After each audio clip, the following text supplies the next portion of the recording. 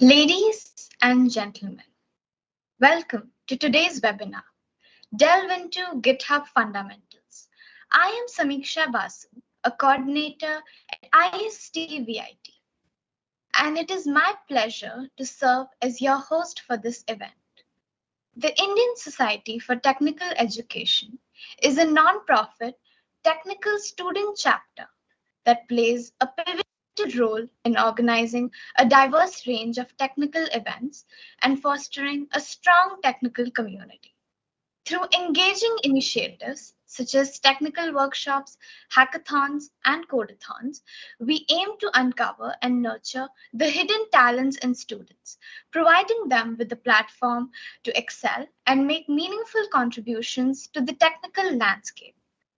ISTE-VIT organizes Horizon, an annual national technical summit that includes a pan-India hackathon named Technica, along with numerous events and workshops in fields such as web development, machine learning, electronics, IoT, Web3, app development, and competitive coding. Horizon, one of the largest technical fests, draws over 1,500 participants and is designed to foster technical excellence. Technica is the highlight of Horizon, featuring a 48-hour hackathon that inspires around 1,000 participants to excel in creating innovative technical solutions to real-world challenges. The hackathon covers diverse areas, including education, fintech, artificial intelligence, hardware, and open innovation. In this webinar, we will delve into the realm of version control, focusing on how Git and GitHub can transform your software development workflow. We will begin by covering the fundamentals of Git. Following that, we'll introduce GitHub, a robust platform that enhances Git. Through the webinar, we'll provide live demonstrations and guide you through hands-on exercises to solidify your understanding. We encourage active participation, so feel free to ask questions and engage using the chat or Q&A features. We have with us today Ali Rashid, the technical head of ISTE, and Ashwani Kumar Moudgil, the project's head of ISTE, who have been pivotal members of the chapter and will be taking over the webinar from here.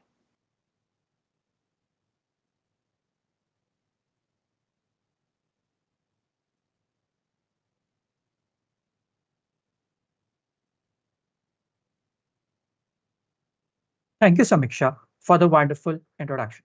Hello, everyone. I'm Ali Rashid, and we'll be commencing with the webinar now. Before diving into Git and GitHub, let's talk about the practice that led to their development, which is version control. So, what is version control? In layman's terms, version control is the practice of tracking changes made to files over time. But why is it essential for you? Well, whether you're working on small projects, which are personal, or large industry level products, version control helps you and your teams collaborate without losing progress or introducing errors into your main code base.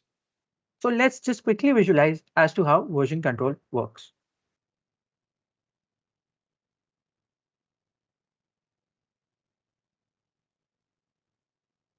So let's say that these circles are code changes that you're doing, and you're telling your version control system to keep track of the changes that you're doing. So this is our initial code that we've done.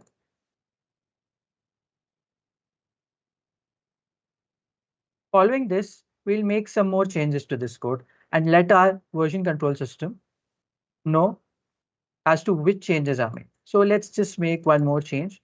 This is the first change. All right. Now we'll make one more change and we'll name this as the second change.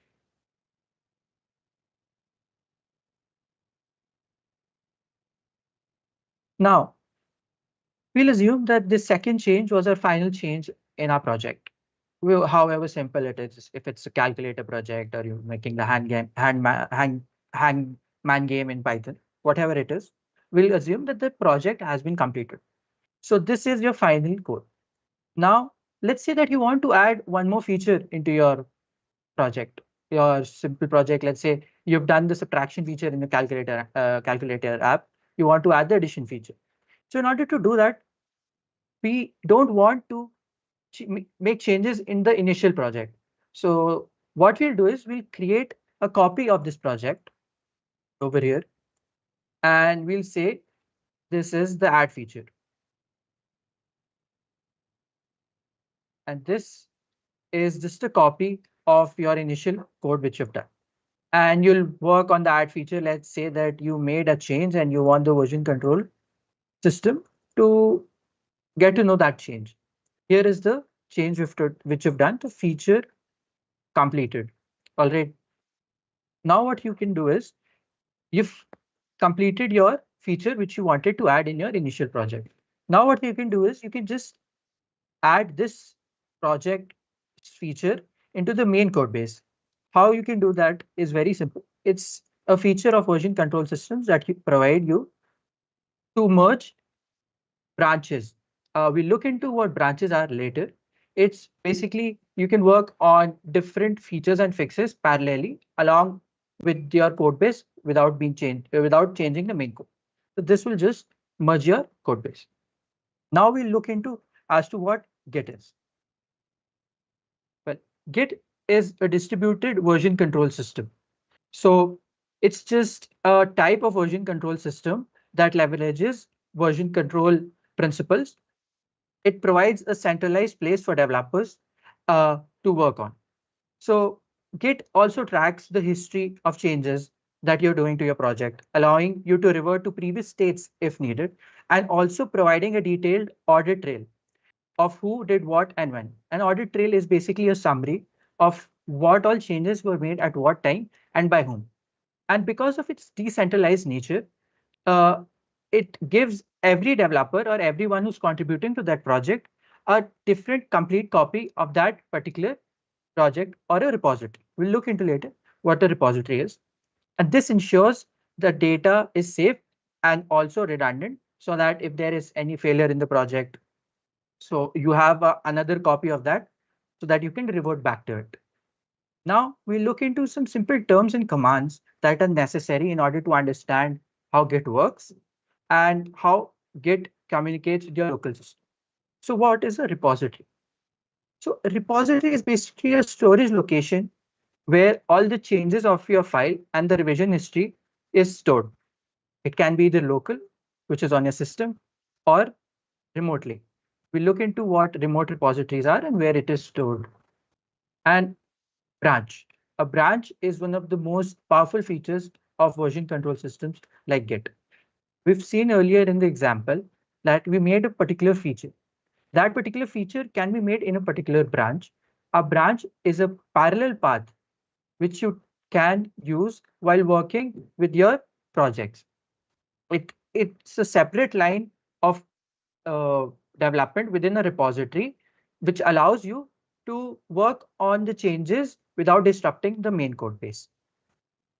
Now we look into some simple Git terms that initialize a repository and how you can track all the changes that you're making to your file. So git init, this is the first command which you uh, type in order to make your local folder into a Git repository. We've seen as to what a Git repository is.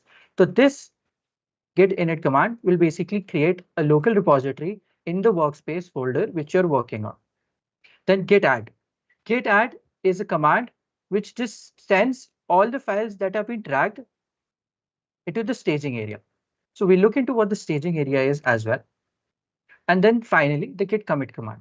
This takes a snapshot of all the changes that have been made in your system on the particular project that you're working on, and as well as it shows as to at what time that particular change has been made and by whom it has been made. Now we'll just visualize as to how Git interacts, or you can interact with Git on your local system. So let's say that we have a workspace. Workspace can be anything. It can be a code editor. It can be a text editor. whatever you want to work on. All right. And then you want to initialize this workspace as a local as a Git repository so that you can store changes that have been made on your project. So what you'll do is you'll using the git init command on your command line, you'll execute this command and it will create a local repository on your workspace folder. All right. Now, what will you be doing on the workspace? You'll be editing files. You will be adding logic into your code. You'll be changing lines. Everything will be doing that in the workspace. Now we'll see as to what the staging area is. I hope everyone is able to follow. If there are any doubts, you can put them in the chat box and we'll address those doubts later on. Now this is the staging area. All right. Now in the staging area, you've edited the changes. Now you want to store all the files that you're tracking into the staging area. So we've seen earlier in the theory that there was one command. So what command you will be executing in order to store all those files that you've changed? That command is git add.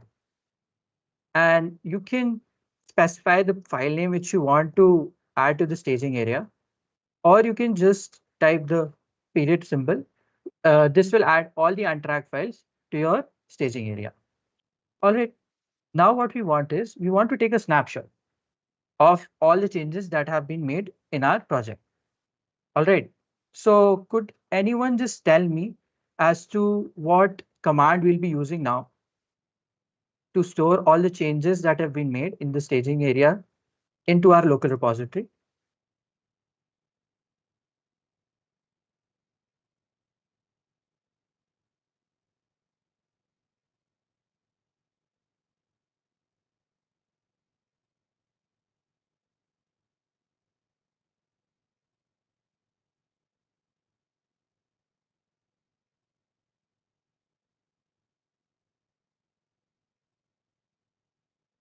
Okay.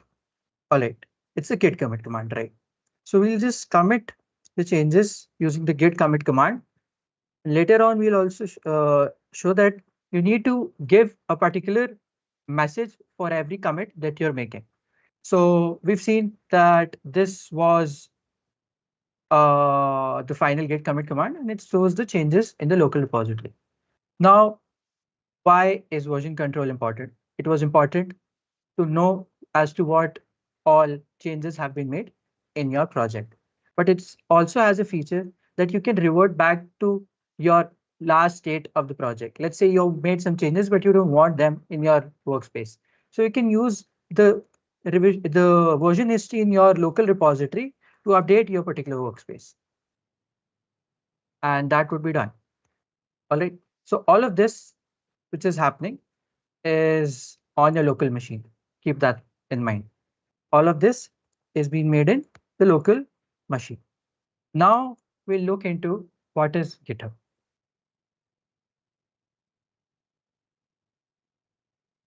I hope everyone is able to follow.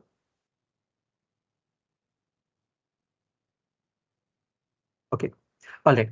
So GitHub is a cloud-based platform that leverages Git for version control. It provides a centralized place for developers to collaborate on code, manage projects, and in addition to hosting repositories, as we've discussed, that there are two types of repositories, local and remote. So remote repositories are repositories that are hosted on GitHub. GitHub not only offers this, but also tools such as issue tracking, continuous integration, and project management. These are tools that help project owners as well as contributors to manage the projects quite well. So it's a comprehensive environment for tracking all the changes and collaborating on projects. So now let's just see a few commands as well as concepts that are necessary to interact with GitHub. So origin. Origin is basically the default remote repository that your local repository was cloned from, or the remote repository that was set as origin in your local repository. So what do I mean by that? So we had a local repository that was on our system. A remote repository is on GitHub. So origin is the URL of that particular remote repository which is present on GitHub. So if you want to access that remote repository, you do that using the URL of that repository. Then comes the git push command. Well, the git push command is, let's say, by itself, you can get to know that it pushes something. So what does it push? It pushes all the changes that are there in the local repository to your remote repository. It's simple as that. Any changes that you're making in the local repository and you want to send those changes into the remote repository, that is done using the git push command. And then comes the git pull command. Just by the name of it, pulling means you're trying to fetch something from somewhere. So git pull command basically takes in any changes that are there in the remote repository that are not present in the local repository on your system into your system, and it merges it. So git push and pull are important commands when you want to interact with GitHub. And branching. Okay, we've seen as to what a branch is. So how do you create a branch in Git? You use the git branch command along with the name of the branch. So if you just execute the git branch command, it gives you a list of all the branches that are out there in your system, in your Git repository. But if you specify a name, then it will create a repository with that particular name. Okay, now we've seen as to some basic concepts and commands of GitHub. Now we'll see how Git and GitHub interact with each other. So let's just open it here. We'll create a section, and this is basically your GitHub or a cloud-based or a cloud platform, right? Where repositories can be stored. So in GitHub, we have our remote repository here. All right. We have our remote repository over here. Then what we want now is we can interact with the remote repository using two commands, which were git pull and git push. These are two basic commands. There are more commands also that we'll look into later. So but whatever changes we have in the local repository, we want them to reflect on GitHub repo also. So we'll just use the git push command to do that. And if we want to fetch changes from the remote repository into our local system, we'll just use the git pull command. All right. Now let's see some few more commands that are out there that help you to keep track of your files and understand as to what is going on in your local repository.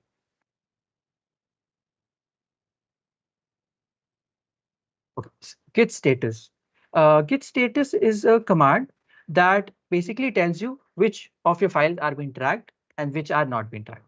It's as simple as that.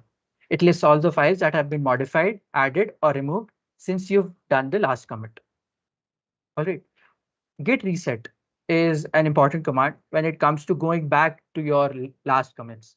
As I've said, one of the important features of version control is to go back to the previous changes that you've made, or the last commits. So you can use the git reset command in order to go to a previous commit or remove commits from your history.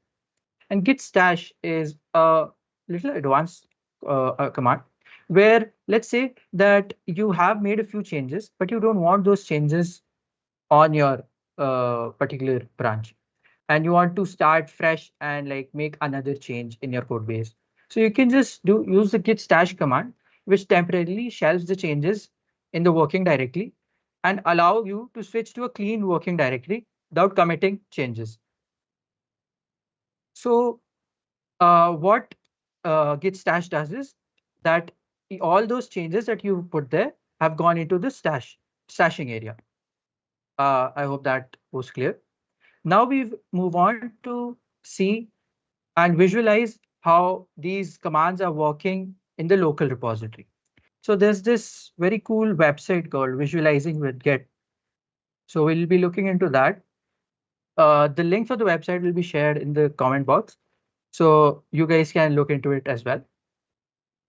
So we've seen a few commands like git commit, git push, git pull. Now we'll look into how they're working inside your local repository or get a visualization to get a better understanding. So we'll just see here that there are two divisions over here on our screen. First is the local repository, and then we have the origin, right? So we've seen as to what the origin is, right? We've understand what origin is. So origin is your remote repository and the local repository is which is on your system. So let's assume that we made changes. We've added some code to our project, and what we've done is we've added it into the staging area as well using the git add command. Now we'll commit a few changes and let's see what happens on the left hand side on the local repository section. So as you can see that a new commit has been like a new circle has been like observed here, and it has a particular number associated to it. So you guys should keep in check the number. Like keep in mind that there is a particular number associated with every commit, that is their hash number, and this will see into later how it's helpful. So keep that in mind. Now, as you can see, there's this yellow box. It signifies the master branch. So whenever you're working with a Git repository, the initial uh, branch is always master or main. So that's there. And then we come on to the part where you're seeing this green box which says head. So head, this signifies as to which current working branch you're on, which branch you're working on, right? That's it. Now we made these changes. Now we've seen how the git command works. I'll again use the command and see. See, one more commit has been made. Now what we'll do is we'll push these particular changes to the origin. So can anyone tell me what command we're using in order to send those changes into the origin or the remote repository?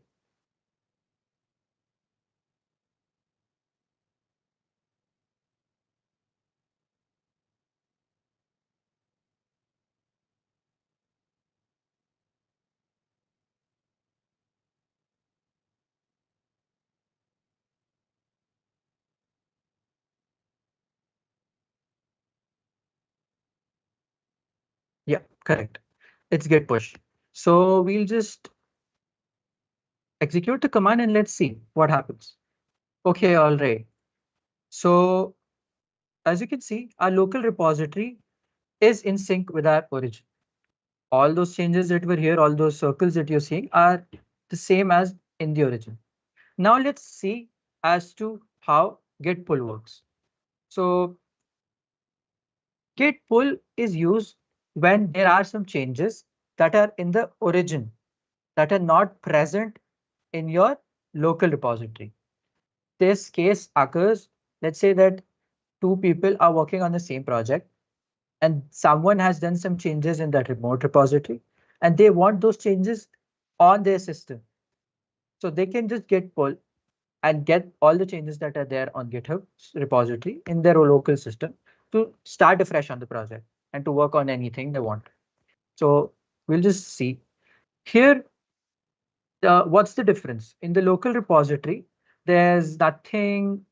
There's this new commit with the hash fd0af32 on the origin, but that's not present in our local repository.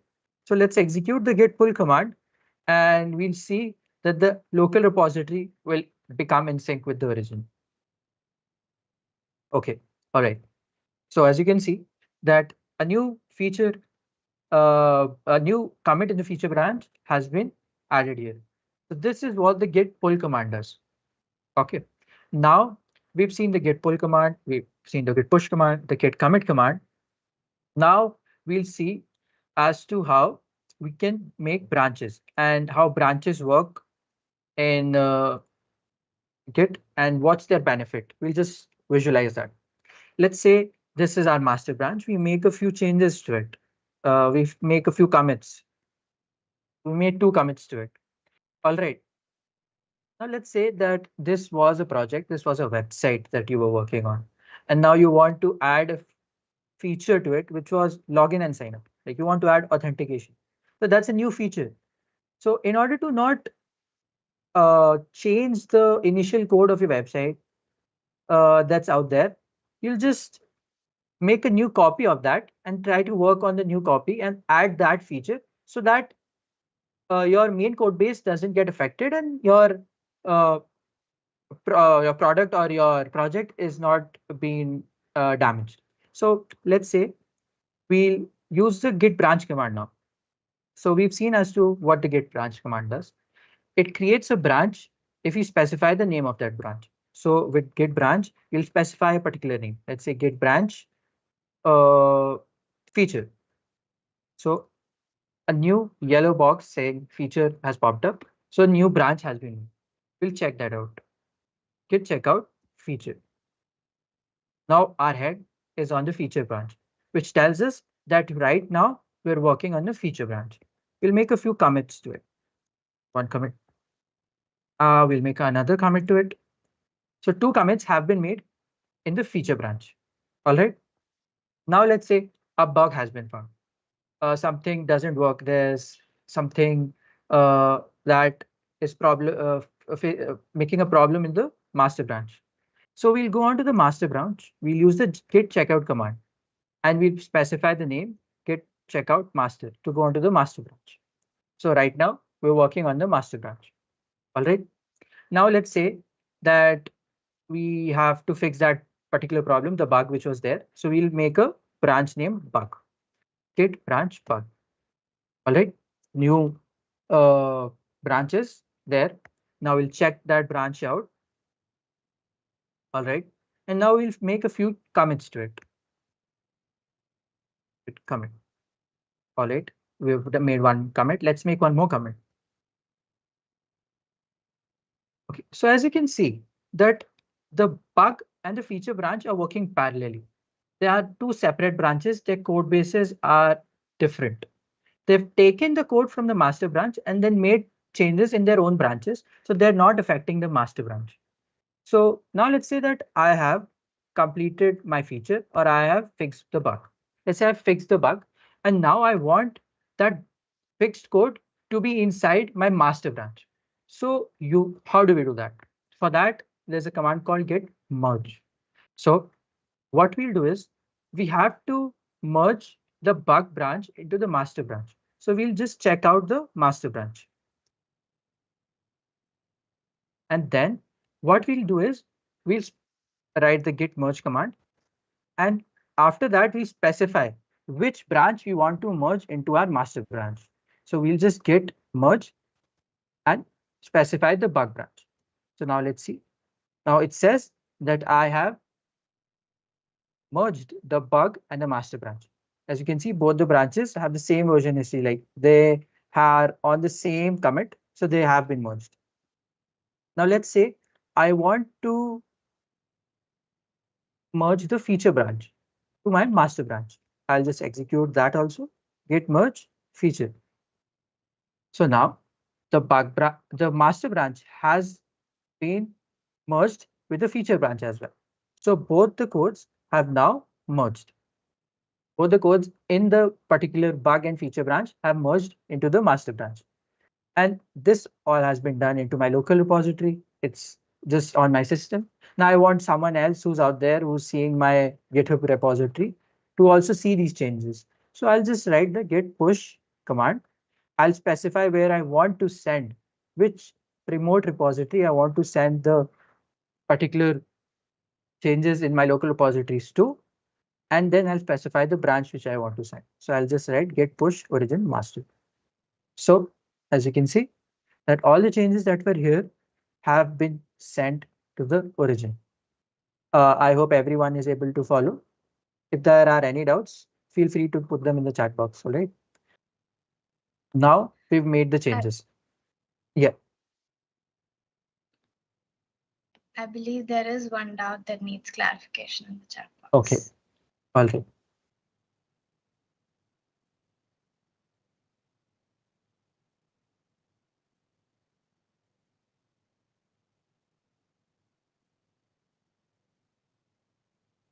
Okay. So Deep had a confusion between Git and GitHub. Okay, all right. So as I explained, Git is a version control system. It is something that checks as to what all changes are being made to files, and it gives you all that in a audit trail. It gives you what all changes are made at a particular time, by whom, and what all changes were made. GitHub is just a web-based platform that uses Git in order to keep track of changes that are made in the local system.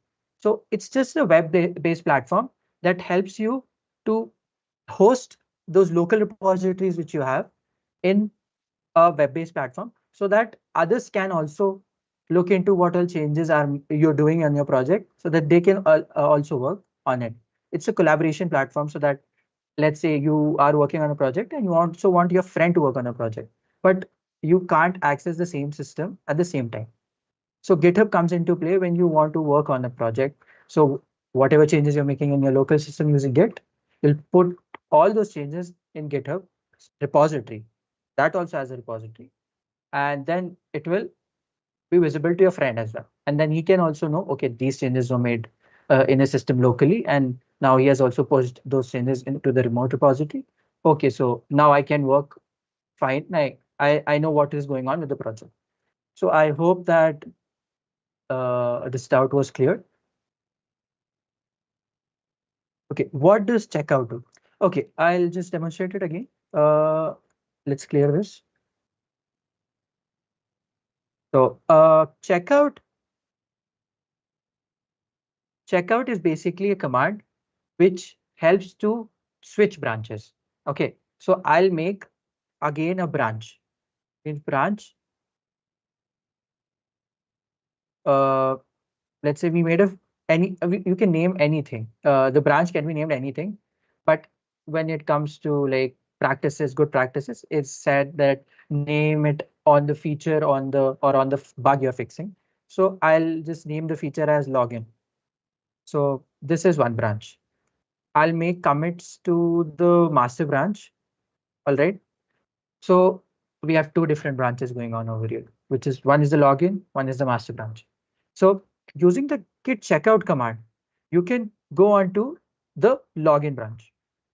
If you want to switch branches, you'll just write git checkout and then specify the name of that branch. And you'll write git login, git checkout login. And here the head goes onto the login branch, and you'll make a few commits, and those commits are made to the login branch only. Now let's check out the master branch. So the head goes onto the master branch, and we'll make a few more commits, and those commits are made only to the master branch. So that's what git checkout does is it basically helps you to check out a particular branch by specifying the name of that branch. I hope that's clear. Okay, now we'll move on to a few more commands um, that we've seen earlier. One was reset, and there's one more command which I'll explain later after telling you how reset works. So let's say that this is our local repository over here right now. And what we want to test is the reset command. So what the reset command does is that I've explained it earlier, that you can go to a previous commit. You can go to previous state of your project. So I told everyone to take note of this number over here. This is a hash associated with the commit that was made. This is just a history of this is a sample history of changes. All right. So let's execute the command. We'll write git reset. We'll specify the particular hash for the commit which we want to reset to. And then let's see. Okay. So there were these two boxes, circles of solids. All right. Now they've turned into dash boxes. What does this symbolize? This basically means that these two boxes are now not considered in our version history. So these two commits have been removed. They're not part of the revision, our version history. And what we've done is we moved our current master and feature branch, our current state of the project to this particular commit, to this particular state. All right. This is what git reset does is. Okay. Now let's check as to what git revert does. We'll clear this.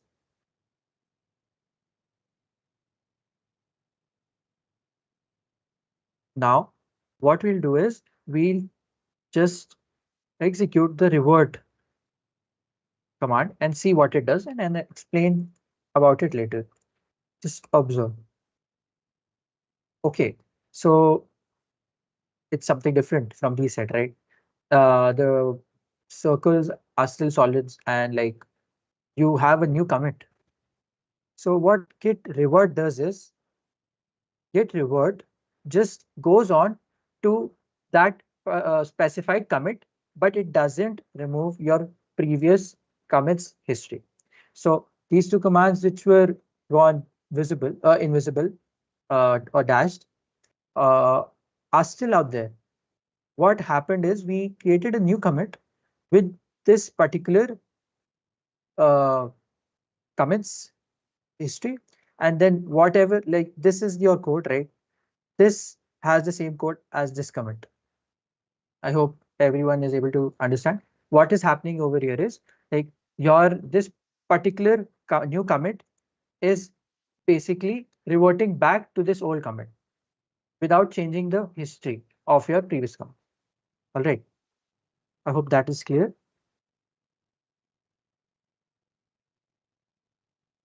Okay, so are there any doubts that have to be taken up? Yes, there is one more doubt in the chat section. Okay, all right.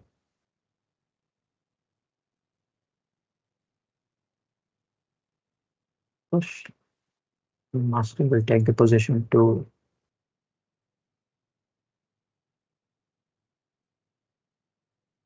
Okay, I'll just go back to this section. Okay, so the doubt was that git push origin master will take the position to a new branch. So the git push origin master is the command which sends the changes that are there in your local repository to the origin.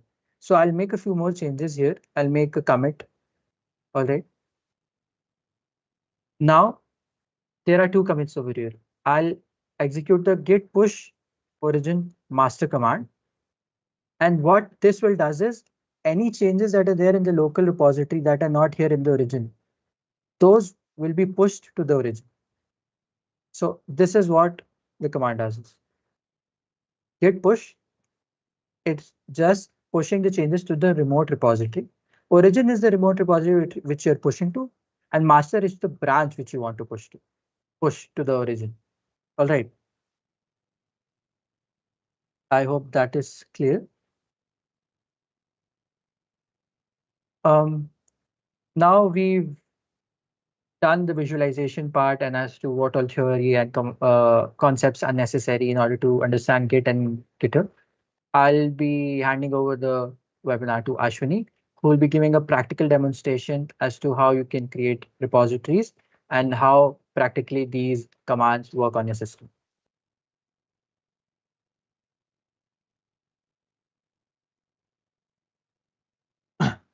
Thank you, Ali, for this beautiful theoretical representation of Git and its working. So now we will start the practical demonstration of what Ali taught about Git and GitHub. So we will begin with Git installation. We will go to the Git official site. This is the official Git site, www.gitscm.com. We will go to the download section of the page. And as you can see here, there are three links present. One for macOS, Windows, and Linux or Unix. You can download it from this site according to your respective operating systems. So since I've already downloaded it, I will close the tab and go to my terminal. We will check the Git installation by typing the Git command. And if you get an output like this shows that the Git has successfully been installed. So after navigating and installing Git into your system, we will go back to our browser and go to github.com. As Ali told, what is GitHub? Our first step will be to make an account on it. I hope you all have already made an account on it. So these are the different sections that you have on your GitHub. These are the repositories. Here, this is your status, your profile, your account. So what we are going to use is our username and email address that we have on GitHub. Thus, now we are going to configure our username and email inside our Git. To configure username and email in our Git in the Git that is present inside our system, we use the git config global command. How we can do that? Git config global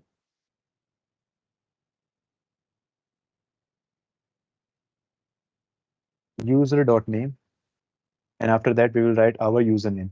So since my username is Ashwani1330, I'll write that username. This command creates an entry of my username inside the .git config file. Similarly, we will configure our email address using the same git config command. We will type git config global user.email, and I will type my email address here. Okay. So our basic default configuration of Git has been done. I hope you guys are following along. If you have any doubts, you can post in the chat section.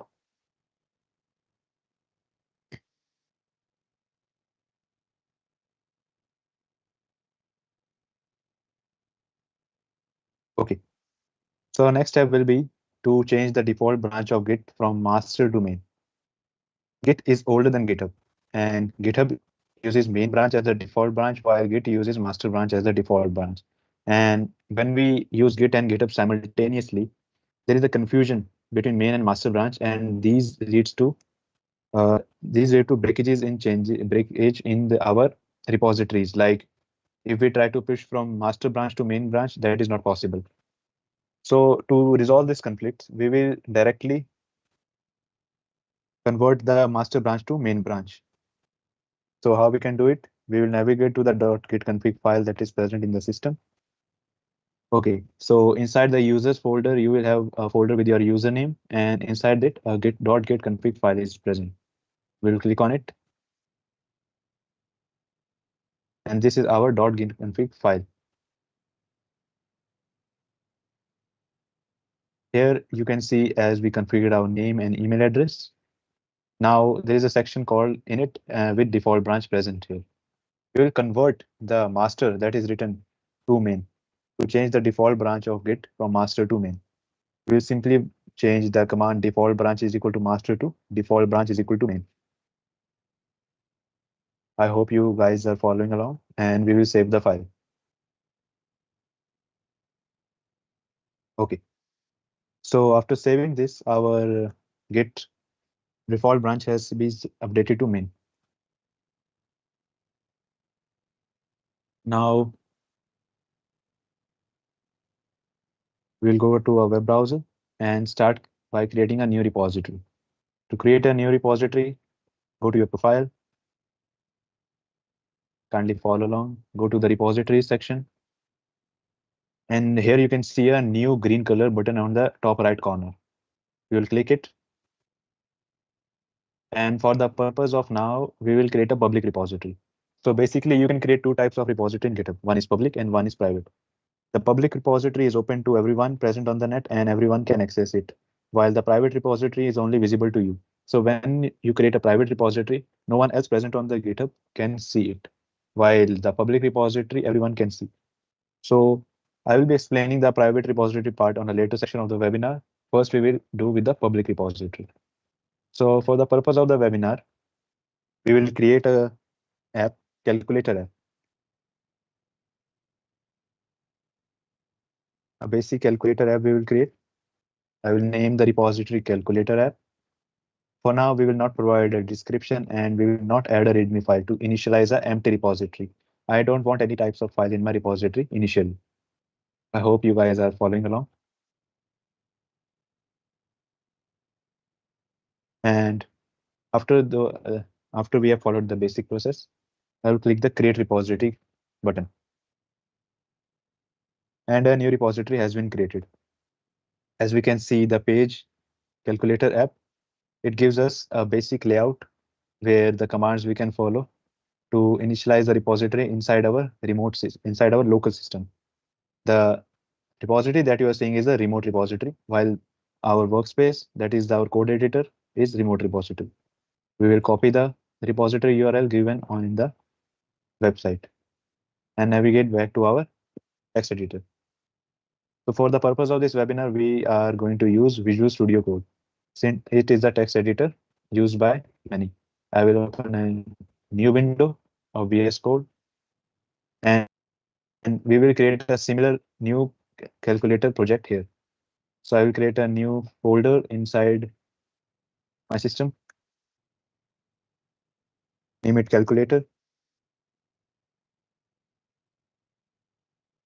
and open it inside Visual Studio Code. Yeah, I will trust the authors. And our calculator has been opened. I will open the terminal in the bottom. Okay, I hope you have followed along till here. And if you have any doubts, please ask them in the chat section. I believe there are no doubts that need to be clarified as of now. Okay.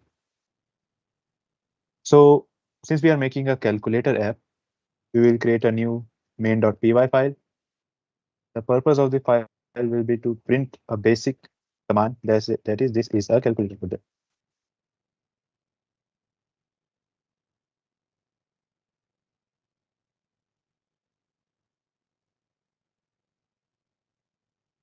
We will save the file.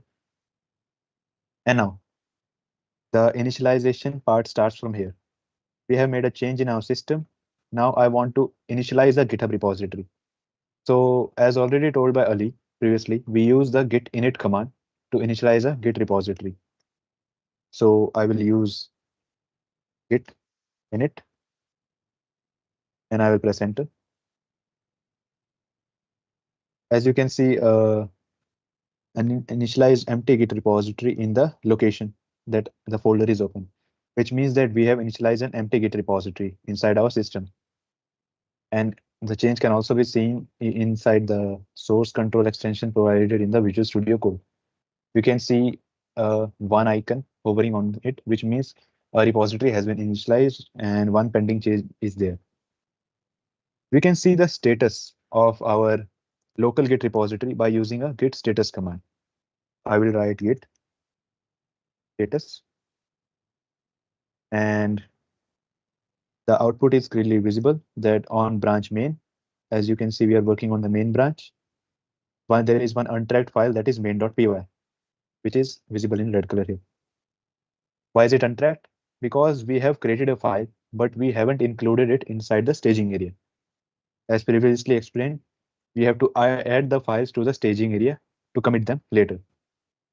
So can anyone tell me how to add the files to the staging area?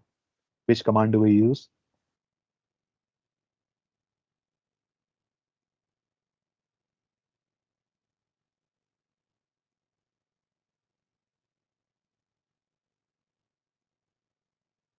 Okay, correct. We use the git add command. So I will add the files git add, and after the add, I will specify the name of the file that I want to stage. So that is main.py that I want to track. So I want to track main.py file. So I will simply write git add main.py. I press enter, and yeah, the file has been added. To check the status again, we will write git status command. And here we can see the status of our repository on branch main, no commits yet, and changes to be committed, which means that there is one file main.py that we need to commit. That means our file has been brought to the staging area. But how do we commit it? You might be remembering that commit itself is a command. So we will use the git commit command here, git commit. But git commit in itself is not a complete command because every command has its own message.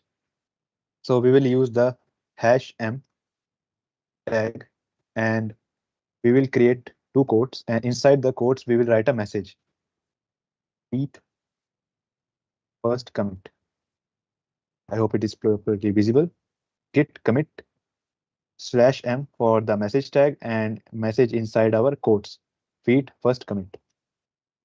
We'll press enter and we can see the changes that our first commit has been made successfully. The message it displays is one file change, one insertion. One file that is being changed is main.py and one insertion, one plus icon shows that we have created a new line inside that file main.py. And this is the number that Ali explained associated with the commit. Now, the work we have done is complete inside our local repository. But one final step is left. That is to push the changes to the remote repository. And how can we push the changes to the remote repository? Like I want to see the changes inside this repository. Those are present inside my Visual Studio Code. So can anybody of you tell me how can I do those?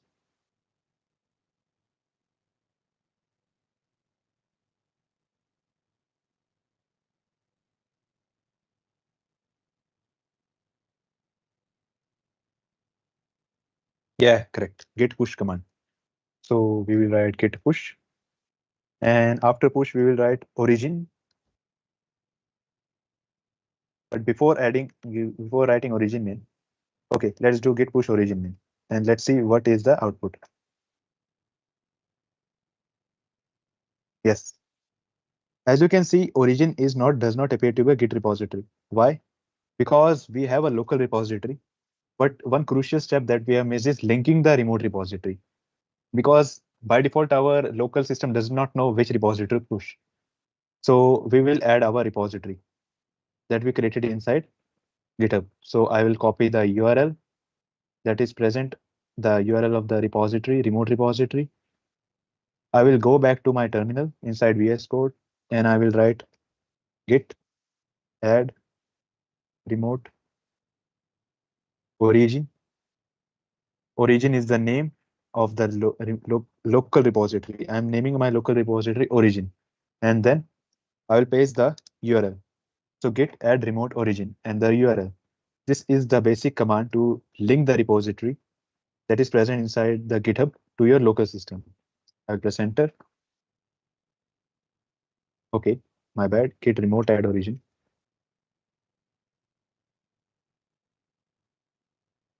Okay, we use git remote add origin. Git remote add origin and the repository link. Okay, next we also have a git remote v command to check the linked repository. As you can see, push and fetch, we have two links given here which are linked to origin. If I click on these links, it navigates to the same repository that I previously created, which means we are on the right path. So now we can successfully push our changes. I will write git push origin main. Origin is the name of the local repository that we created, and main is the name of the branch that we are currently working on. I'll press enter. And yeah, our changes have been done successfully. You can see a message, new branch, main to main. And to check if we have successfully pushed our changes, I will navigate to the repository and I will refresh the page. And as you can see, we have successfully pushed our changes. A main.py file has been created and feed first commit, the name of the commit that we gave. And the commit was created 3 minutes ago in front of you as I showed you. And we can also see the main.py file. It is the same file that was created in our local system inside the VS Code. So I hope these steps are clear. And if you guys have any doubts, please post them in the chat box. You'll be clearing your doubts. I believe there are no doubts as of now, since it was a lovely explanation. So thank you, Samiksha. So we will continue. The topic now that we are going to cover is branching in GitHub.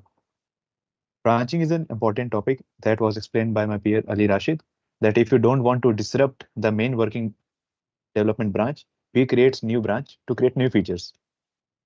So since we are creating a calculator app, why not create a new branch add? to add an addition feature. We will create a new branch add, and we'll also make sure by creating a new branch that we don't disrupt the main working branch. So the command that we use to create a new branch is git branch. Git branch. But before we add a new branch, let's check the branches that are present on the system. I will write git branch in my terminal, and we will run this command. So the output that is displayed is main. I hope it is getting clear that we only have one branch that is we are working on, that is main. So now we will create a new branch add. I will add git branch add. To create a new branch, we use the command git branch, and then we use the name of the branch after that. I will click enter, and a new branch has been created. To verify that the new branch has been created or not, we will use the git branch command again.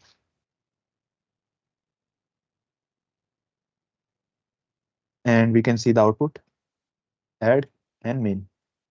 But thing that you can see here is that the main branch is in green color and has an asterisk in front of it. Why? Because we have created a new branch add, but we haven't checked out to that branch yet. So the word checkout is important here. Why? Because the checkout word itself is a git command. Checkout means moving to that particular branch and starting development on that branch. So to jump or to move to add branch, we will use the git checkout command. We write git checkout add. Git checkout and the name of the branch, that is add. This will check out our branch to add. And after successfully running this command, we can see switch to branch add. So we have changed our working branch, and now if we create any new file or if we do any changes to the file, it won't affect our main working branch. Again, we can verify which branch we are on using the git branch command. And now you can see that there is an asterisk and there is add branch in green color, which symbolizes that we have successfully did the changes and we are on the add branch. I hope the steps are clear. Okay. So now let's start creating our calculator file add.py. Since we want to integrate an addition feature, so I will simply take two numbers as input, num1 and similarly num2. I have made two numbers, and now we will print these two, the sum of these two numbers. For now, we are keeping the complexity of the project simple, as what we want to focus is on the how Git works and not on the project. So you can see here two numbers have been initialized and we are taking input and we are printing the sum of them. Now again, we will follow the steps that we followed previously of committing, adding, checking the status and pushing it to the repository. These four steps we will follow again. So git status. Git status command shows the status of the local repository. Now, the highlight to see is that the first line of the output of git status command is on branch add, which says that we are working on the branch add. And the untracked file is add.py. So add.py file, since we created new, is untracked and we want to move it to the staging area. And I previously showed how to move the file to the staging area. So can somebody tell me how to do that? Please post that in the chat box.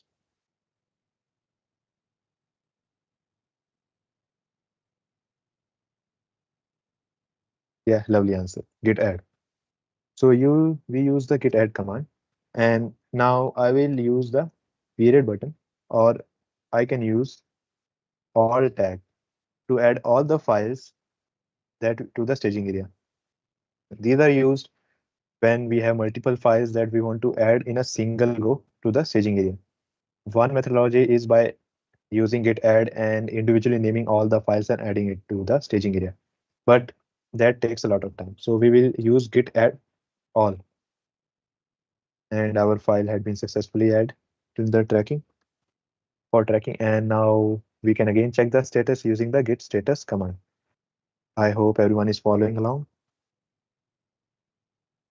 This is the git status command, and on the branch add, we can see that in the green color new file has been dragged and there is only one change to commit, that is add.py.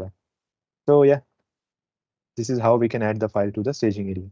Now we will commit the change, and since commit itself is a command, I will write git commit #m for the message tag, and message in the tags this time feed addition.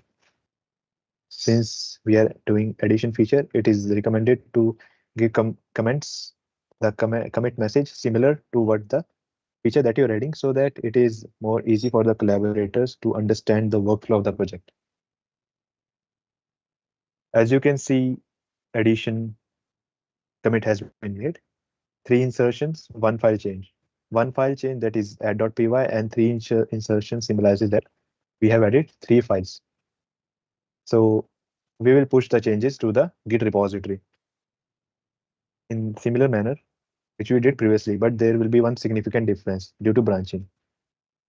Git push origin, the name of the local repository. We can change the name of the local repository, but since according to GitHub recommendation and documentation, the origin should be the name, and we named it origin. Git push origin, and now the name of the branch that we are working on. Since I'm working on add branch in my local repository, and I also want to create an add branch in my remote repository that is present on the GitHub, I will write add here, git push origin add.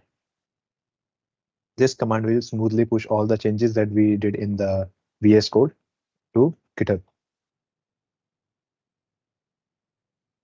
And as you can see, enumerating objects for done, new branch, add to add. This message that has come after pushing is telling us that our new add branch has been created. And now we can go to GitHub to check the same. And as you can see, a message has come up here. Add had recent push 25 seconds ago, which means a new branch add has been created. And also in the branch section of the GitHub, we can navigate and see that 2 branches have been created. On main branch, there is main.py file. And if I open the add branch, I can see there is add.py as well as main.py. Now, you might question that why main.py file is present on the add branch while I didn't touch the main.py file while working on the add branch. Because when we created the add branch, we started working where we left the main branch. We didn't start working fresh. We started working after we left the main branch. And this message that is present here, this branch is 1 commit ahead of main, is also saying that means we are 1 commit ahead of main. Means where we left the working of the main branch. After that, we created a new branch add, and we started doing changes. And that's the beauty of GitHub. We can continue workflow on different branches and add new features without disrupting the main flow, as diagrammatically explained by Ali. So we will check the add.py file, and okay, we can see the file here, which is similar to that is present in our VS Code, which means our push has been successful. So this was branching. I hope it is clear. And if you have any doubts, please post in the chat box. There is one doubt that needs to be clarified. Okay. Can you explain again what is git all? Okay. The all tag is used when we want to add multiple files to the staging area. For example, I had a single file here, git. I had a single file add.py here. So I could write git add.py. But let us consider a scenario where I have multiple files and I want all the files to be added in a single go. How will I do it?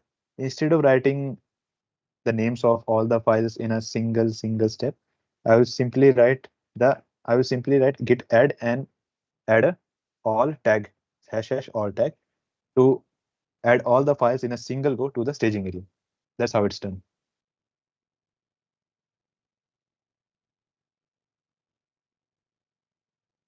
So yeah, I hope it's clear.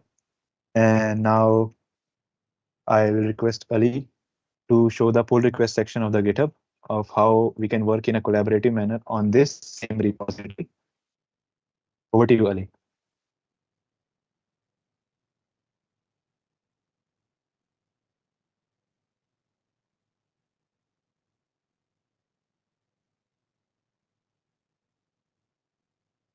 Thank you, Ashwani, for such a detailed demonstration, the practical commands. So now we'll be looking into one of the main features of GitHub, which is collaboration.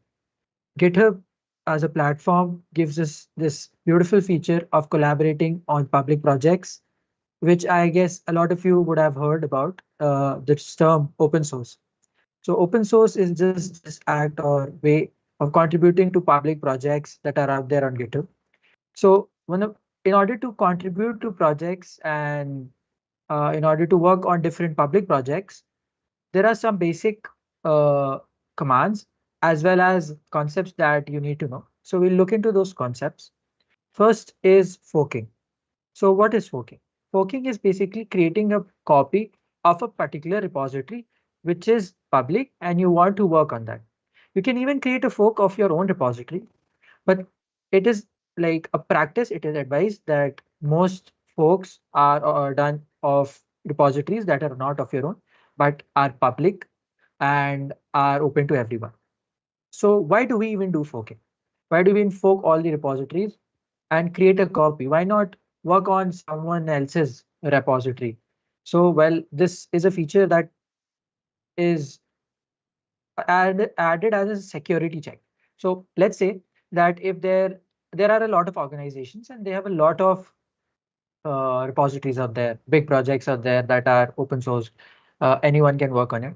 So if this was the case that you can just go on, create a commit and directly push changes to their the organization or someone else's repo, that would just completely destroy their repository, right?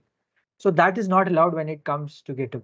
You can only make changes to your repositories or repositories that you have access to. So what we do is we create a copy of that particular repository in our own uh, profile so that we can work on it, experiment on it, make changes to it without affecting the original project, which was of someone else's. All right. I hope forking is clear to everyone. Now we'll move on to what upstream is. We saw as to what origin was, right? The URL of the remote repository, which you want to push the changes onto, right? Upstream is also the URL, but by convention, upstream is the name of the URL of the original project which you have forked. All right, these are the two. This is the distinction between origin and upstream. Both are naming conventions. You can name anything, but when it comes to documentation, as said by Ashwani, it's preferred to name the original project which you're forking, the URL of that remote repository as upstream, and origin is the URL of the remote repository which is on your profile, which is yours, a copy of it. Fine. I hope upstream is also clear. Now comes the git clone command. So by cloning, you'll assume that you're cloning something, right? You just make a copy of something. That's correct. But what happens is here, you use this command in your local system to create a copy of the remote repository in your local system as a folder. So it's just a basic command which creates the repository which is on GitHub. It creates that particular project. It copies it, stores it on your local system so that you can work on it on your workspace. So now we'll look into how we can collaborate on a project which is not of ours by creating a pull request. We'll now see what a pull request is and how can we create one. All right, so let's open our my GitHub profile. All right, so it is here. Which project now we want to contribute to? Let's say Ashwani made a project right now. So we'll go on to Ashwani's profile. It says here repositories. And here he has a public repository, this calculator app. So I want to work on this calculator app of his. Let's see what's there. So it has a main.py file. It has an add branch. It's all there. but I can't make direct changes to this repository because it's not mine, even though it's public, but I don't have access to make changes to it. So simply I'll make a fork of them. What I'll do is, here on the top right, you can see these divisions. We'll create on the fork option, and here pop-up will come. We'll just let the description be empty. And what we'll do is we'll copy the main branch. Why are we only copying the main branch? We can also copy the other branches as well, but let's just keep the main branch because in most projects that are public or by convention also, the main branch of any project has all the working code, all the correct code of that project. All right, it does not have any bugs or fixes. Like that is what the main branch is. So we'll create a fork of it. All right. I hope everyone is following along. If you have any doubts, you can put them in the chat box. We'll address those also. Now, as you can see, it created a fork, right? It created a fork of Ashwani's calculator app. So now it says calculator app forked from Ashwani calculator app. It has a main branch. This is up to date with Ashwani's branch. All right. Now what we'll do is we'll just clone this project. This whole project, which is a file for now, can be huge files or folders, set of different things, but right now it's just a file. So what we'll do is we'll clone this project. What we'll do is we'll open a command line. We'll go on to whichever folder you want to work with. We'll move on to that. All right. CD is a command to move to a particular directory. We move on to the desktop and we'll execute the git clone command in order to clone the app, the report repository, which is there on GitHub onto our local system. So it says that it's cloning. It enumerated 3 objects. Everything's done. Receiving objects done, completed. So it has now we have it on a local system. All right. Now I'll just open the terminal again and I'll move on to the project which said calculator app. And now we're in that project. Now we'll open it in VS Code. The command for it is code dot. This is the command for opening VS Code in that particular folder. All right. We have the project here. We have the main.py file. We have the printing statement. Everything is here. So I want to collaborate on Ashwini's project, right? I want to create a new feature. It's a calculator app, right? It had only a add branch. Now what we'll do is we'll create a subtraction feature. We'll create a new branch called subtraction. And can anyone tell me what was the command? I'll just remove it. What was the command for creating a new branch? And the name of that branch would be subtraction. So can anyone tell me the command for it?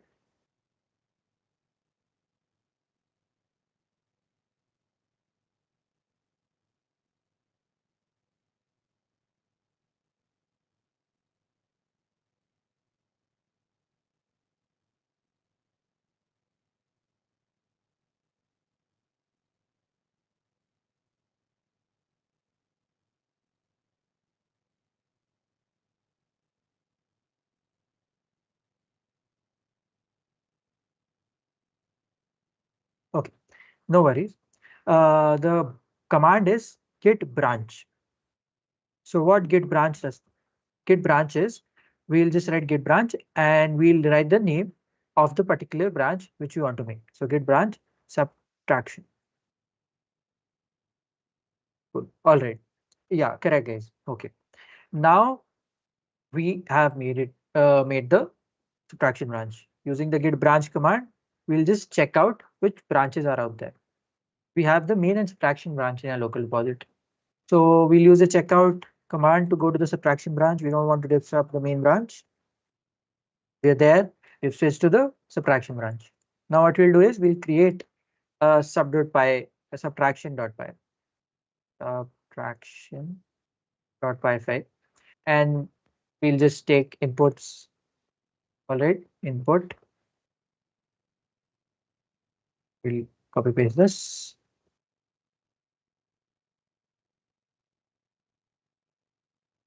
Then we'll print So now our subtraction feature is done. What we'll have to do is we'll just add this to the staging area. Now we'll check the status just for knowing what's happening, if we've added it or not. Yeah, it says that changes are up to be committed, and the new file it says it shows it's in green color, so it's been dragged. So we'll commit it. We'll say feature subtraction feature added. All right, that's done.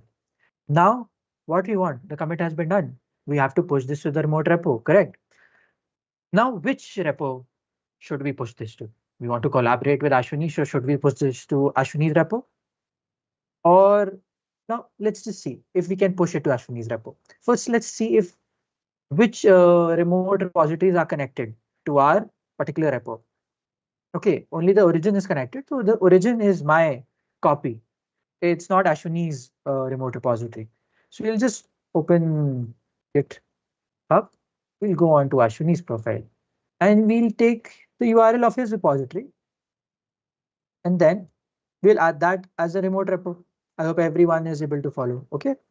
If there is any doubt, just put it in the chat box. Right.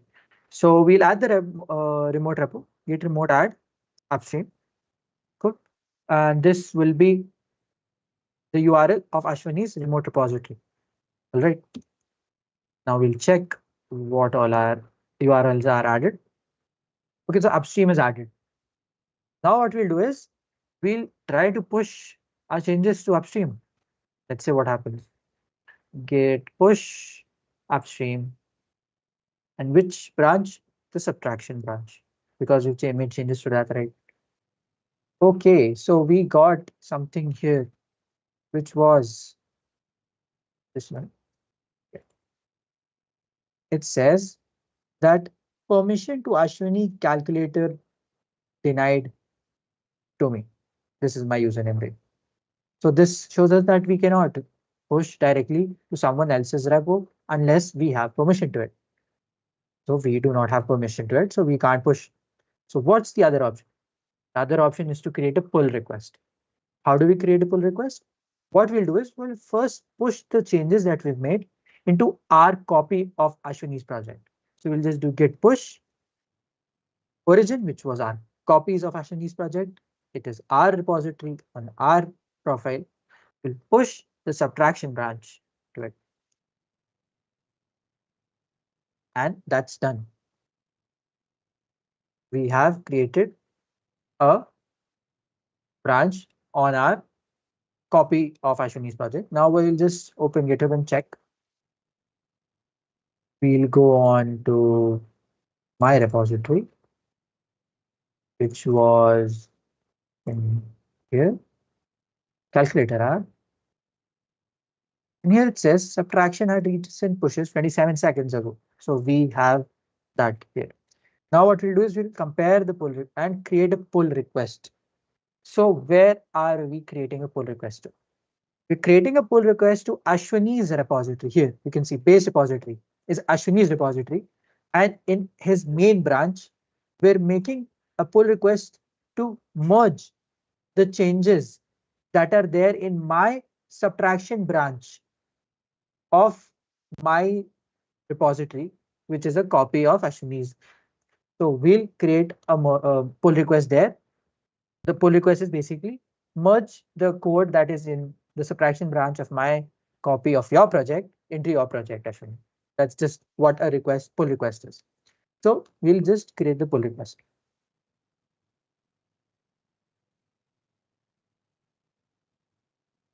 All right. So these are a few checks that happen that are mandatory. The GitHub does just to check if there are any conflicts as in there are some overlapping code changes, or these are what conflicts are, if there are present or no. So there is no conflict over here, as it shows that that check has passed. Then security checks are an extra feature which is added, which has been added recently. It basically checks for API key leaks and environment variable leaks. That's some advanced concepts. It's just a check, so we'll just wait. Okay, the checks have passed. Now, we've created the pull request. Are there any doubts that need to be taken up? There are no doubts that need to be taken up as of now. Okay, all right. Okay, so Ashwani, now we'll take over the webinar. I'll request him to please merge the pull request that I have created.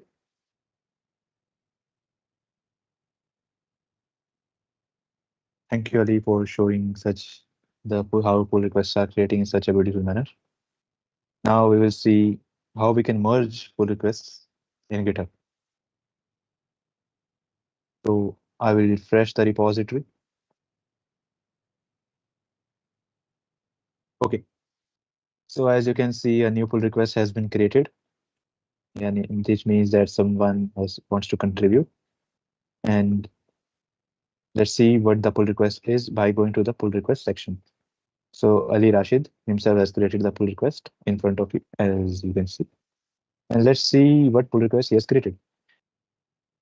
Feature subtraction feature edit. Oh, so he's trying to add a new feature to our calculator app, subtraction.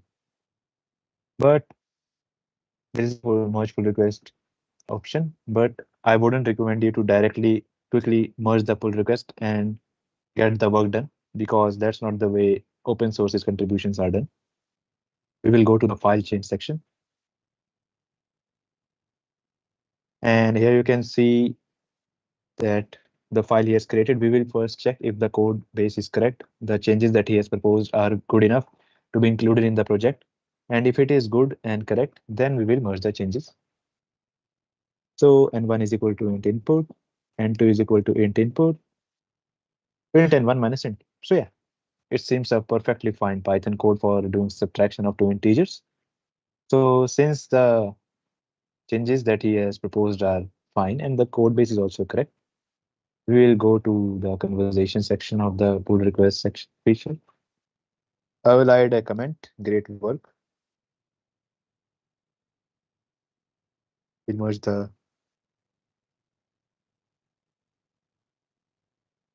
pull request. I will comment it. Don't tab close with comment, because that will close the pull request and then you won't be able to merge the pull request. We will comment it.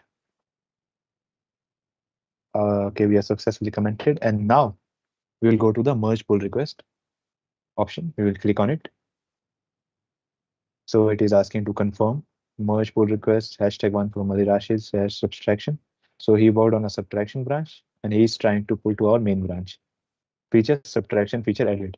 Okay, we will confirm the merge as the code base is correct. And you can see the color changed to violet, and from pull request it has been changed to merged, which means that we have successfully merged his pull request, and we have also successfully made him a collaborator in our project.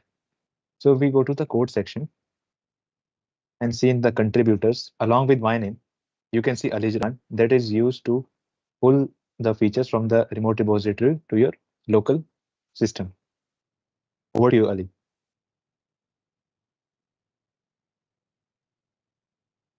And okay, before we jump to that, I want to see if you have any doubts in that part.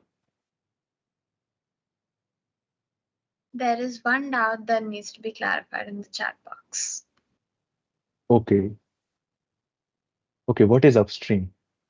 Okay, so as you saw, upstream, if I go to, okay, let's try to understand in Ali's POV.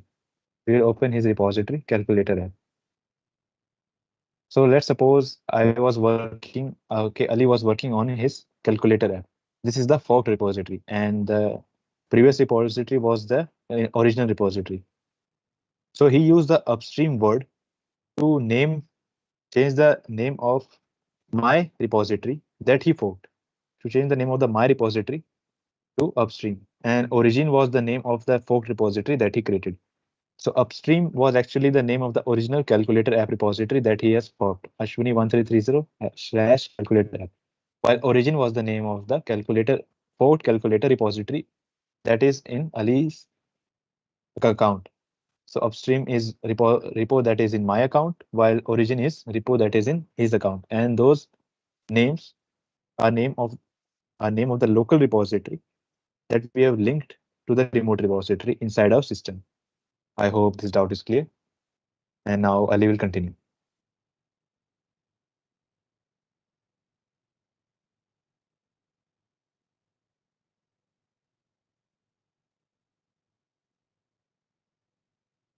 Thank you for accepting my merge request, Ashwani. And now I'll be telling you guys about how you can keep your forked copy up to date with the changes that have been made in the main project. So this was Ashwini's project, right? Just refresh and it says here that the subtraction.py file has been added in the main branch. Now we'll go on to my repositories, and in that the copy here, it only has the main.py file. It does not have the subtract.py file, which has been added in the main project. So what do? I want to work on a new feature. Like I want to work on the multiply.py feature, but I don't know if it has been added or not, right? So let's just make the changes that are there in my copied repo sync with Ashwini's changes.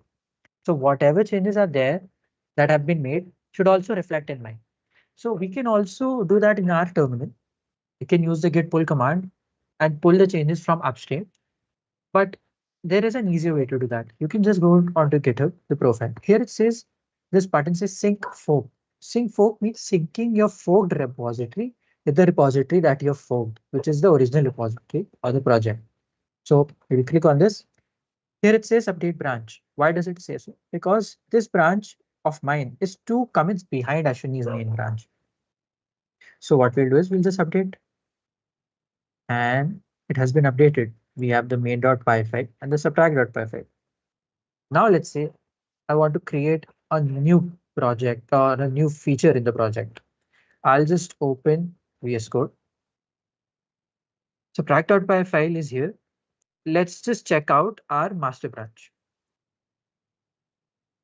Check out the main branch, master. So see here, this subtraction.py file is like it's showing a red mark with a line. That is because it is not present in our master branch in our local system repository. See, I'll just go on to GitHub again. I'll show you guys that here, this is my repository. On the remote repository, the subtraction.py file is there, but on our local repository, it's not there. So can anyone tell me what command we'll be using in order to get the changes that are there in the remote repository onto our local repository? We've covered that command.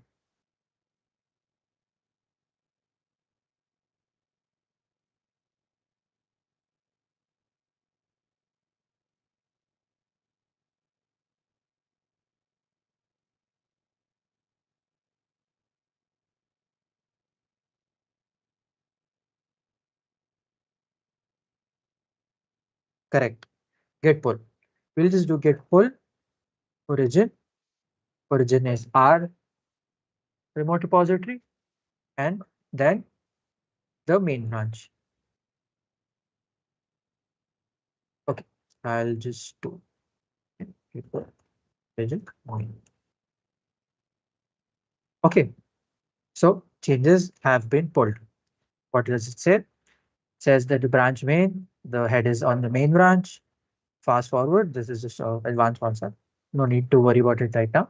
It says that a subtract.py file is added 3 green classes. This means that 3 lines of codes have been added and 1 file has changed, and there were 3 insertions. That's it. We have synced our remote repo and our local repo with the upstream repo, which was of Ashwani, the main project, which was of Ashwani's. Now what we'll do is we'll create one more branch for our new feature, which is multiply. Git status. Just to check if our branch is clear or no. We'll just check out the branch, git checkout, multiply.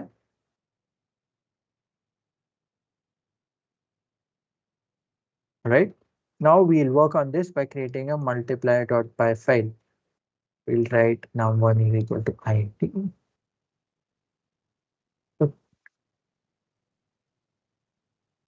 I hope everyone is able to follow. If there are any doubts, please put them in the chat box. Now we've created the two variables. Now we'll do something. We'll see if Ashwani checks the code or no. Like this, let's say I am a new open source contributor and I made an error. And let's say that you're someone who will be checking my repo, like my merge, like my pull request. So I've made the changes. I'll add it to the staging area. I'll commit those. Let's say feature multiply added. Good. Added. Now we'll push it to our origin first, and then we'll create a pull request like we did previously. Apply. Okay.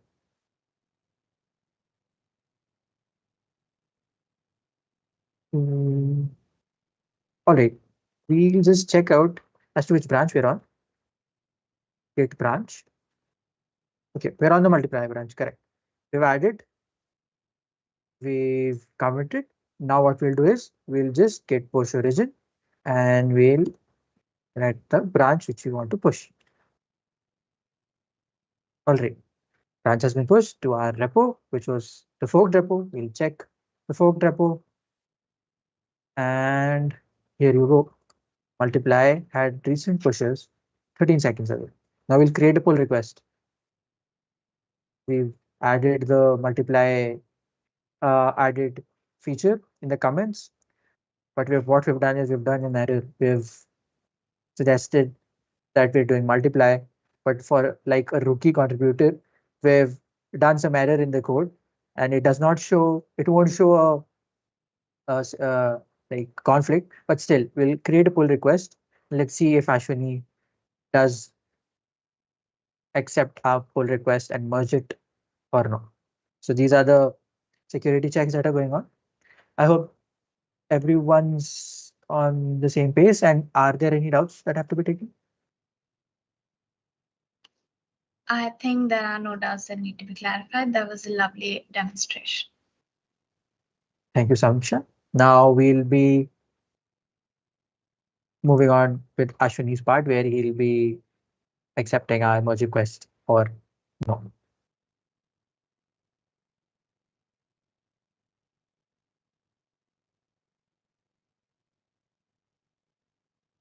Thank you, Ali, for beautifully demonstrating git pull command and how it is worked. And now Ali has created a new pull request.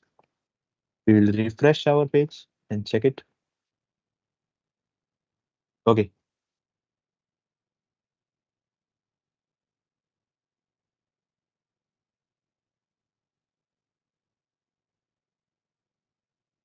Okay. I am checking the Ali Rashid repository. I have to check my repository. My bad. Okay. So let's come to our own repository, calculator app. And here you can navigate to the pull request section and we can see a new multiply feature has been added by him. So I can see Ali has been actively contributing to our project. And as I told you before, this green button is quite tempting, but we should not directly merge the pull request. It is always recommended to check the files that have been changed because as a new contributor is contributing their first time, their code might have contained some breakage changes. And if those changes are introduced to your project by the via pull request, you will be the responsible for such breakage in your projects. So we will go to the file change section and we can see multiply.py file is there. I will zoom in. Num1 is taking input of a num, num2 is taking input of a num. But what is this print statement doing? It's actually dividing num1 by num2. But what he was supposed to do is multiply. Okay, as he has also told in his comment. So since this is a breaking change, as if num2 was 0, for example, like multiplication by 0 is possible, but if we try to multiply by, or if we try to divide by 0, that will lead to a breaking change in our code. So I don't recommend to pull this merge request. So we can tap on the plus icon on the faulty line on the code which is faulty itself. I will tap plus here, and we can leave a comment here that breaking change introduced cannot merge. So since this change is breaking, we will not merge the pull request and we will add a single comment here. I've added the comment successfully. I hope you are following what I am saying. Now we'll go to the conversation section. And as you can see, inside my comment, the line has been pointed where the breaking change has been introduced. And now, instead of merging the pull request, one close pull request option is available. This is used to close the pull request without merging when the pull request contains some issues or fault. So we will close the pull request here. And the green color has turned to red color. Previously it turned to violet color, as you might have remembered when we merged. But now it has turned to red color, which means the pull request has been closed without merging. And if we navigate to our repository again, we can see that the pull request has been closed and the repository is as it is. Only one pull request that early created in addition in subtraction feature was added. Multiplication feature has not been added. So this was the pull request section. I hope everything is clear and there are no doubts. Now we will navigate to the private repository section as I told you before. You can create two types of repositories, public as well as private. Private repositories are helpful when you are working in a hackathons or when you are doing a team project where you don't want the involvement of other people. So I will go to my profile. I will go to the new repository section. Again, the top right green color button that is present here. We will click on that. This time, instead of public, we will choose the option private. Private repos will make sure that no other people except you and the collaborators of the repository that you yourself invite have access to the repository. So only your personal group can access it. And private repos are also used highly in corporates where there are businesses such as Microsoft or Google where they have to keep the repositories private and they don't want other companies to access it. They have some open source repositories. That VS Code itself is open source repository that is public, but all organizations also have some data that they don't want to share, some projects that they are working on. So for that, we use the private repository. I will name the repository again. This time I will name it calculator private.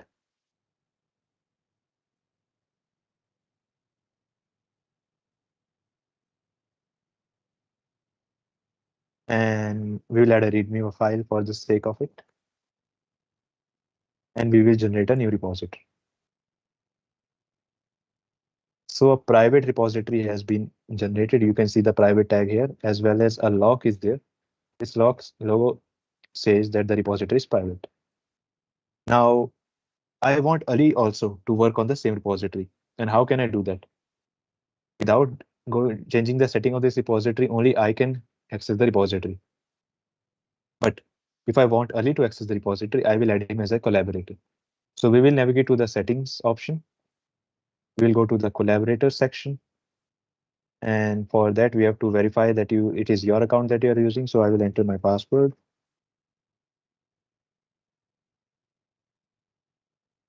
Okay.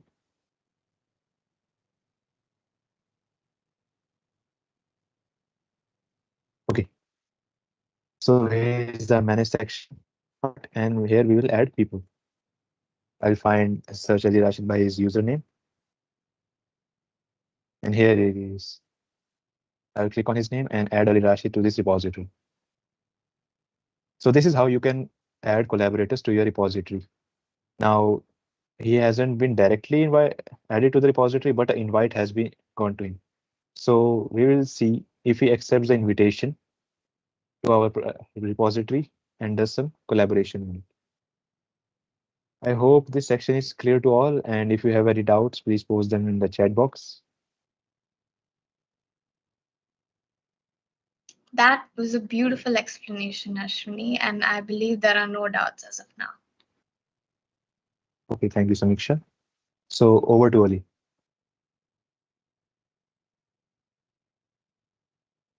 Well,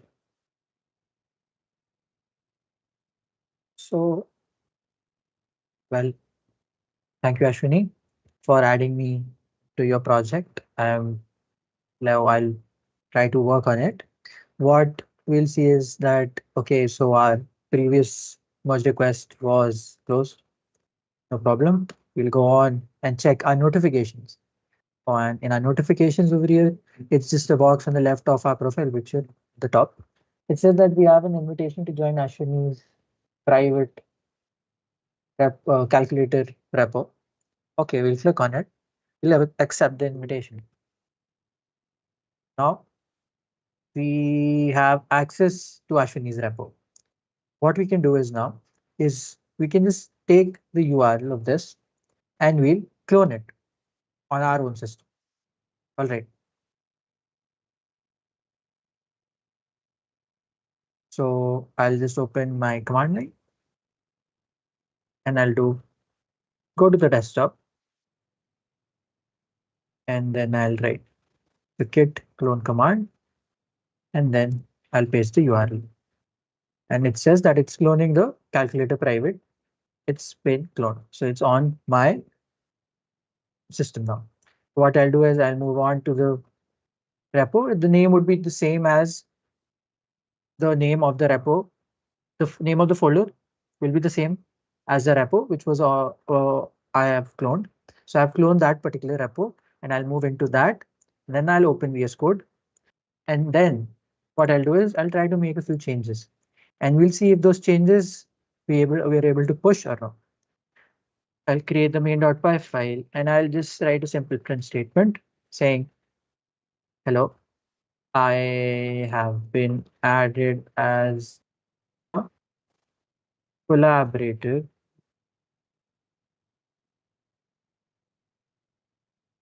Thank you. Now we've done these changes. We've been through the process as to how we push changes. I hope everyone's clear about it. We'll go through them again. We'll just do git add. We'll say git status. Okay, we have added. The status says that the staging area has the main.py file. What we'll do is we'll make a comment.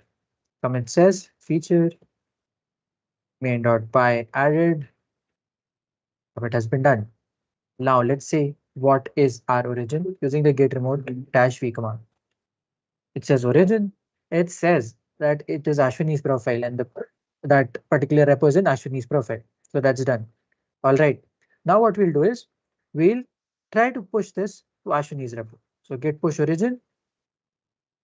And then we'll specify the branch which we are pushing. We have the main branch. So let's see. Okay, it says that the push has been done. Now let's check Ashwini's repo if the pushes have been pushed. Okay, so yeah, the main.py file is there and it shows that I have made the changes and this was the comment which I added. Now let's check the main.py file. All right, it's done. So this is a demonstration as to how you can work on private repos. And when it's private repo, you can't publicly go and search for it and make a fork for it. So in a private repo, you've been added as a collaborator and the collaborator has the same rights, has some of the same rights when it comes to committing, pushing changes to the repo. So the collaborators can also freely edit the repos and the version history of the repo, make changes to it, may add features and all. So that is how you work on a private repo with your fellow collaborator.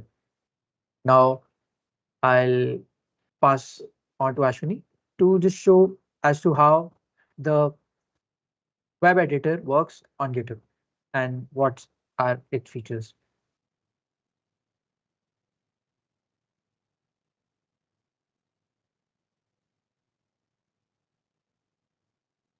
Thank you, Ali, for explaining how we can get involved as a collaborator in a private Git repository.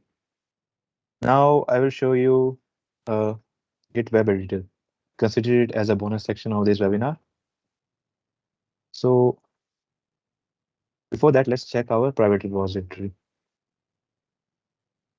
Okay, Ali has been successfully added as a collaborator and he has made a change. Main.py. Let's check it. Hello, I have been added as a collaborator. Thank you. Okay, let's suppose I want to edit main.py file here, but I want to make a very small change. How will I do it? There are methods which I previously showed you that you clone the repository that Ali showed you, git cloning, then or initializing inside your system, then uh, repeating a whole process of status, commit, add, branching, checkout, like pushing. But it is recommended when you are working locally on a big project. But for doing very small changes, this is not recommended. There is a feature provided by GitHub that is GitHub Web Editor. So to achieve that, we'll press the period button, the dot button that is present on our keyboard. If I press it, you will see the lines setting up the web editor. And within a few seconds, a VS Code-like interface appears in front of us, our screen. And this is because GitHub is owned by Microsoft, as well as Visual Studio Code is owned by Microsoft. And since VS Code and GitHub are both are owned by Microsoft, GitHub provides VS Code-like editor inside the web. The main difference between this is lack of terminal, because we cannot run terminals in the web browser for now. We can have terminals either in GitHub code spaces or on our local machine that I showed you, that we can have terminal here on our local VS Code. So how will I introduce new changes in the web editor? Let's open the main.py here, file here, and let's start typing. Let's suppose I want to print thank you statement here.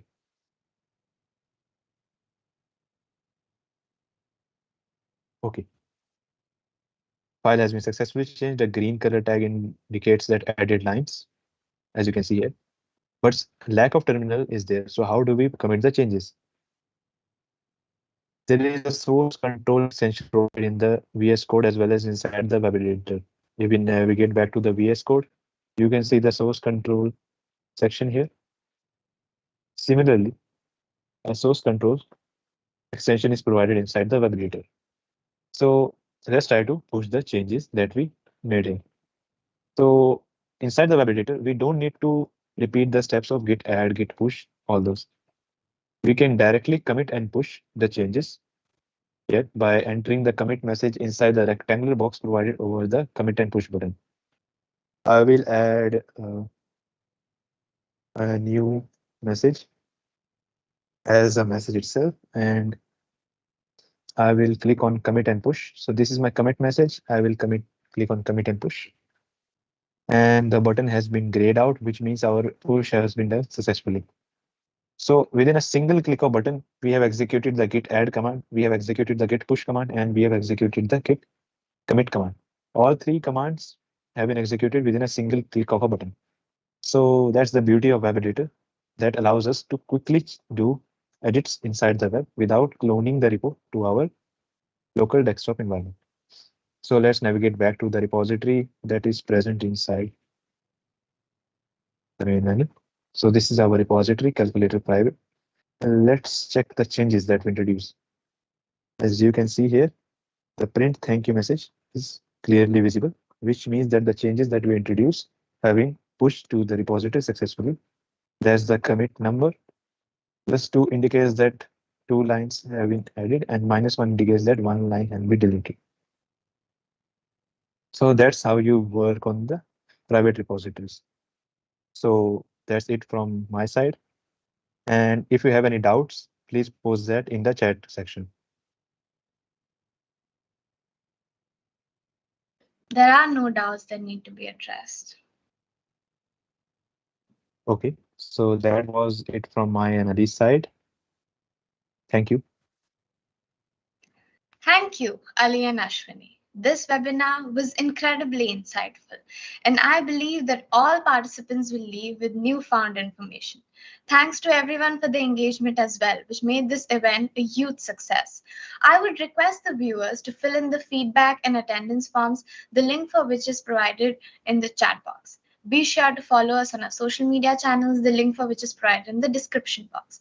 This is your host, Misha Basu, signing off. Good night.